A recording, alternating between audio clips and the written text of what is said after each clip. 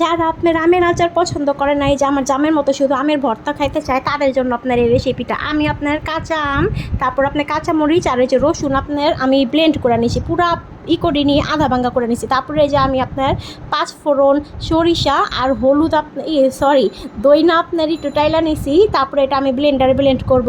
তারপরে দেখেন আমি আবার এই যে সরিষা তেল আপনার যতটুকু দিবেন ততটুকু আপনার আন্দাজ মতো আমি দিছি। তারপরে এই যে আমি এটার মধ্যে এখন এই যে মিক্স করব লবণ, তারপরে ধইনার গুঁড়া, হলুদের গুঁড়া, মরিচের গুঁড়া, তারপরে ওই যে আমি যে আপনার মশলাটা টাইলা রাখছি না, ওইটা আপনার এই যে 3 চামচ এটার ভিতরে দিয়ে দিব। এটা আমি এখন মিক্স করে নিব। মিক্স করে নেওয়ার পর আমি আপনার এই যে অল্প ভিনেগার দিয়ে নিয়েছি যাতে আচারটা আপনার নষ্ট না হয়।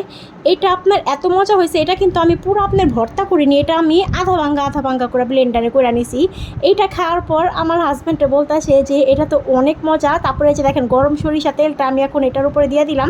এখন আমি এই যে ভালোভাবে আপনার মিক্স করে নিলাম। তারপরে যে কিছুক্ষণ পর আমি আপনার কাচের বয়ামে এটা ঢালবো। এটা আপনি 1 বছর খাইতে পারবেন।